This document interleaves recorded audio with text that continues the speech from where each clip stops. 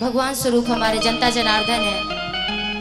आप सभी श्रोतागणों को, आप सभी जनता जनार्दन को, आप सभी मेरे प्यारे भगवान स्वरूप जनता जनार्दन, जितने भी इस चंपारण के माताएं बहन भी यहाँ पे आई हैं, उपस्थित हैं, चाहे दूर दूर तक पीछे जितने भी लोग आए हैं ना, आप सभी को, आप सबकी अपनी निशा की तरफ से यहीं से पैर छू करके प्रणाम है। एक ताली बजा करके, और जो ताली ने आवाज लगा करके जोरदार था। और मैं सच में बहुत ज्यादा लकी हूँ कि ये अथाह प्यार जो आप लोग हमें देते हैं ना, जिंदगी भर जब तक जीऊंगी ना, मरने के बाद भी शायद ये खत्म नहीं होने वाली है। और ये प्यार आशीर्वाद आप लोगों का इतना मेरे ऊपर बना है। मैं माता रानी से यही विनती करती हूँ कि आज सौभाग्य है हमारा, मदन जी आपके कारण यहाँ पर चंपारण में आने का मौका मिला है। तो मैं चाहूंगी कि स्वर्गीय शंकर राय जी, जिनकी आज पुण्य तिथि पर हम सभी लोग यहाँ पर उपस्थित हैं, माँ शारदे से, माँ वीणा वाली से यही विनती है कि उनकी आत्मा को शांति प्रदान करे और उनके परिवार पे अपना हमेशा आशीर्वाद बनाए रहे। एक बार जोरदार तालियां मदन जी के लिए बजा दीजिए आज, और एक बार जोरदार ताली आप अपने लिए बजा दीजिए, क्योंकि इतना अच्छा जनता ना मैं कभी नहीं देखी थी। जितना अच्छा आप लोग ना, शुरू से आई उतनी देर से आप लोग इतना चिल्ला रहे, इतनी गर्मी है, लेकिन फिर भी आप लोग ना ताली में कंजूसी कर रहे हैं, ना चिल्लाने में कंजूसी कर रहे हैं। तो एक बार जोरदार ताली आप अपने लिए बजा लें। बहुत बहुत धन्यवाद आप सभी को। और आइए, टाइम काफी हो चुका है, और जितने भी हमारे दर्शकगण यहाँ पे मेरे लिए उपस्थित है, आप सभी को बहुत बहुत प्रणाम है, स्वागत है, अभिनंदन है मन से। और आइए आगे बढ़ते हुए कहना है,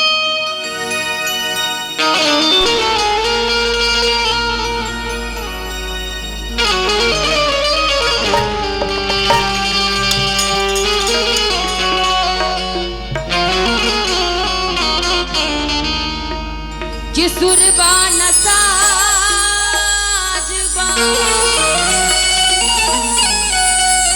नगल में आवाज बा, कि फिर भी मैया हमारा तोहरे पनाजबा,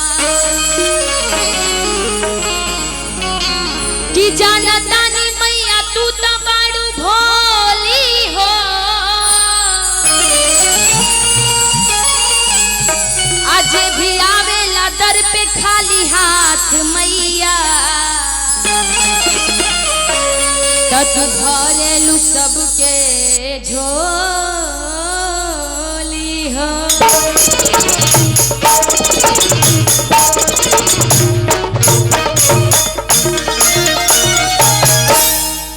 शॉर्ट में ही, और मैं चाहूंगी एक बार जोरदार ताली हमारे पूरे म्यूजिशियन टीम के लिए बजा दीजिए। साउंड वाले भैया भी यहाँ पे उपस्थित हैं, एक बार उनके लिए भी बजा दीजिए। बहुत अच्छी साउंड है।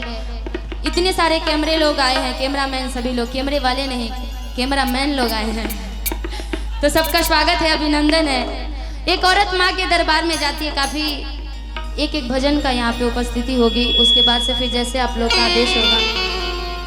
एक औरत माँ के दरबार में जाती है, माँ से कहती है,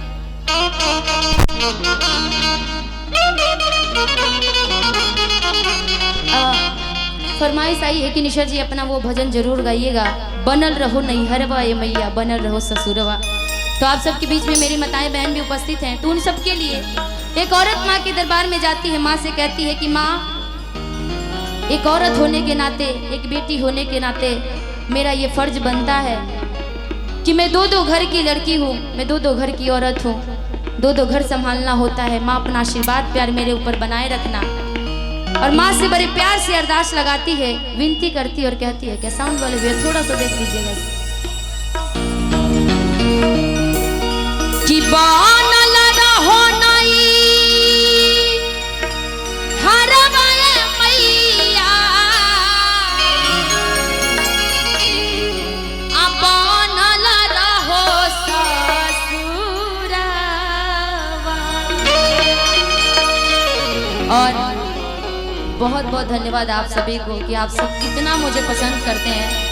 मेरा YouTube चैनल है निशा उपाध्याय एंटरटेनमेंट के नाम से, और पेज है मेरा, दो पेज है, निशु हिट्स और निशा उपाध्याय के नाम से, जिस पे 70 लाख लोग फॉलोअर्स हैं मेरे, 70 लाख लोग मुझे फॉलो करते हैं। तो भोजपुरी में नंबर 1 पे फॉलोअर्स मेरा है, तो इसके लिए भी बहुत बहुत धन्यवाद आप सभी को। एक बार जोरदार ताली मेरे तरफ से आप लोग अपने इतना प्यार आशीर्वाद देते हैं आप सभी। और औरत कहती है क्या कि बनल रहो नहीं हरम मैया, बनल रहो ससुरवा, किया है ऐसन बरवा आतिहा तू ए मैया, असजल रहो से नूरवा। क्योंकि इस दुनिया में पति और पत्नी की जोड़ी हमेशा सलामत रहती है। लड़का चाहता है कि अच्छी लड़की मिले ना जी, और लड़की चाहती है कि अच्छा लड़का मिले। मन में तो लड्डू फूट रहा है बाबा के। आइए कहना है क्या कि बनल रहो नहीं हरम मैया, बनल रहो ससुरवा,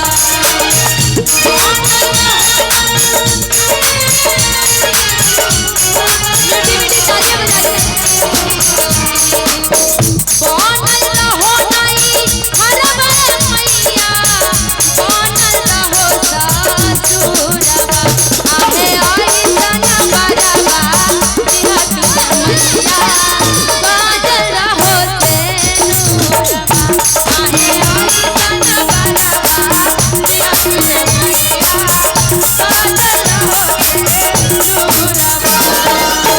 बनल रहो नहीं हरम मैया, बनल रहो ससुरवा,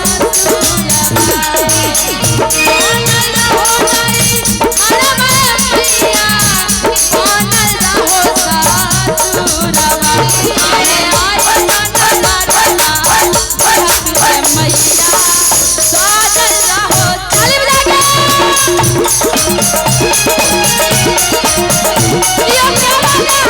बजा के दिया ऐसे ही आप लोग का प्यार बना रहे, घूमने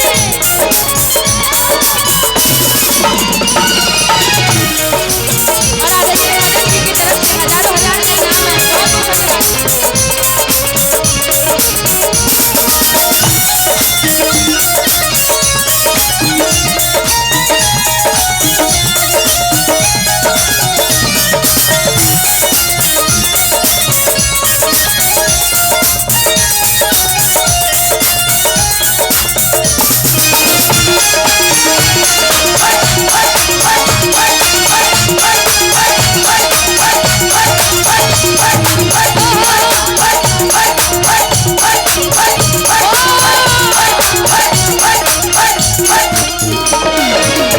आर्यन जरा ये दे दोगे मैक? अभी देखिएगा इसका कमर का डांस, जरा इस मैक को पकड़िए। आर्यन जरा खुल के आना, ठीक है? बस बस बस। सच में मानना पड़ेगा, चंपारण जो है ना, आप लोग सच में कलाकारी को समझते हैं, ये सबसे बड़ी बात है। तो आप सभी को बहुत बहुत धन्यवाद। और निशा के तरफ से आप सभी को आई लव यू। ये प्यार आशीर्वाद है आप लोगों का, जो इतना प्यार आशीर्वाद मिलता है। बहुत बहुत धन्यवाद आप सभी को। आर्यन जरा खुल के आओगे, ठीक है? इधर से एकदम शर्माना नहीं, जैसे कमर का डांस करते हो, ठीक है? कि जमपुर शीतला धाम चौकिया,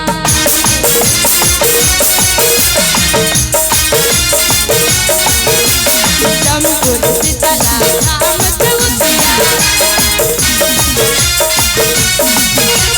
जमपुर शीतला धाम चौकिया, कहे विंध्याचल वाली के।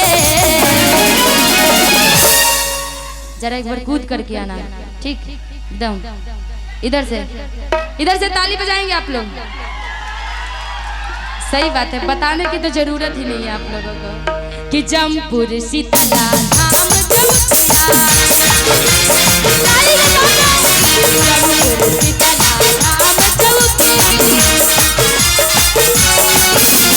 जमपुर शीतला धाम चौकिया, कहे विंध्याचल वाली के। बोल सच्चे दरबार की, मैया शेरा वाली की। आर्यन इधर से किसेरा वाली रे। क्या हम सोचे कि हम रुक जाएंगे तो ये आगे करेगा, लेकिन ये भी समझदार है ना जी। और यही होता है कलाकारों को प्यार देना, आशीर्वाद देना। बहुत बहुत धन्यवाद भैया। यही प्यार होता है जो आप लोग समझते हैं कि कलाकारी किसे कहते हैं। इतने छोटे छोटे बच्चे में कला देखिए।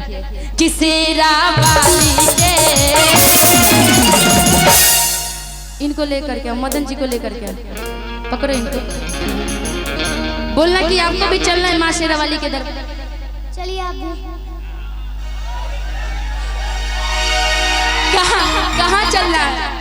माँ शेरा वाली के। इनसे बोलो थोड़ी देर के लिए, समझो ना कि एक्टिंग में सब कुछ होता है, ठीक है। मम्मी पापा सब लोग बनना पड़ता है, तो थोड़ी देर के लिए पापा तुम्हारे यही हैं, ठीक है।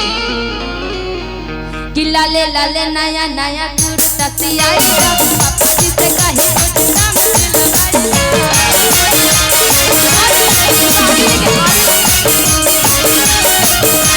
लाले लाले नया नया कुर्ता सियाएगा, पापा जी से कहे कुछ काम